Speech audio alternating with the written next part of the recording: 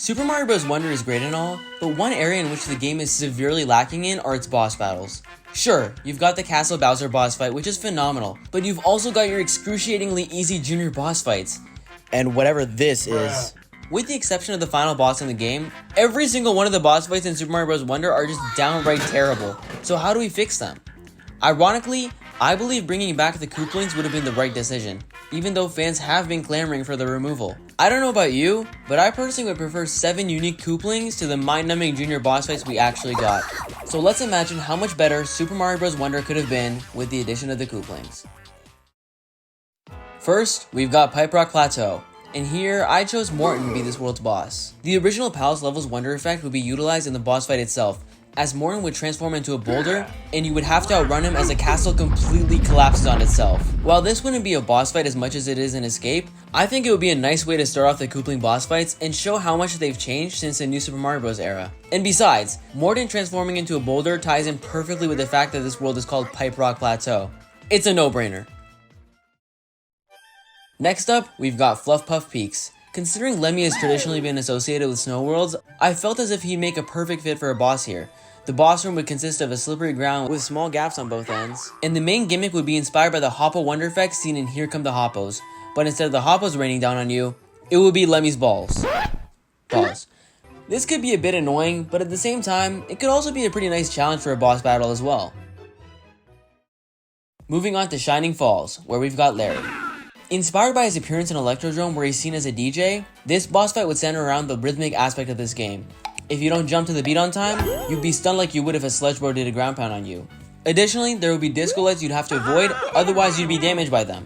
This boss fight would respect the traditional Koopaling boss battles while still providing something new and fresh to them, which is what Wonder was trying to do with every aspect of the game anyways. Next is Sunbaked Desert, where I chose Wendy. You know, it's always baffled me how Wendy is one of only 2 Koopalings to be bald, considering she is the only female Koopaling, and how women are traditionally distinguished from men by having long hair. I mean, even Morton has hair. With that in mind, it seemed perfect to me to have this boss fight involve Wendy growing out long, blonde hair, kinda like Rapunzel. You'd have to pull on her hair like you would pull the pullable handles or the mumsies, and when you do, you'd be pulling off her spiky hat, giving you the ability to jump on her. This boss fight would be great for both its humorous aspect and the fact that the pulling mechanic is already a feature in this game. Now on to Fungi Mines, which will house a Koopaling that, unlike Wendy, has a lot of hair. And I'm talking about none other than Ludwig. The fact that Super Mario Bros. Wonder is such a music-based game lends itself perfectly towards a Ludwig boss battle. I mean, come on, the guy is literally named after one of the most famous musicians of all time.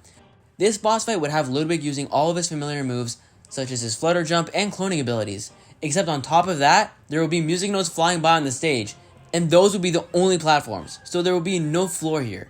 In addition, some of the music notes would be on fire, meaning stepping on them could lead to instant death. Yeah, Ludwig's music is literal fire. Just thinking about boss fights like this really make me wonder how much we miss with the exclusion of the Koopalings in this game.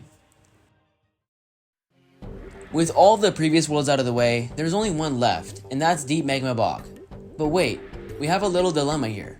There's still 2 Koopalings and Roy and Iggy to add, so unfortunately, I decided to cut Iggy from the game. Who am I kidding? They're both going to be in the same world and the same palace level, in what will be the best Koopaling boss fight of all time. For the Wonder effect, Iggy and Roy would combine into one, harnessing both of their strengths in this boss battle. Iggy and Roy, or Roggy for short, will be able to climb up walls, jump around sporadically, or maybe ride in a chain chomp while shooting bullet bills from a bullet cannon. They're such a perfect blend because they are so different. Roy's a brawn, Iggy's a brain, and together they make an amazing final Koopaling boss that captures the wacky, chaotic essence of this game to a T. There we go, 6 unique Koopaling boss fight battles for Super Mario Bros. Wonder that I wish we saw make it into the actual game. Hey, maybe if there is a Super Mario Bros. Wonder 2, we could see the Koopalings make a return, and perhaps see some of these ideas become a reality. Nintendo, you owe me if that's the case. Either way, I hope you enjoyed this video and the ideas I came up with. If you did, please consider liking, subscribing, and hitting that notification bell to see more creative videos just like this. Thanks again for all of your support, and as always, blabba away!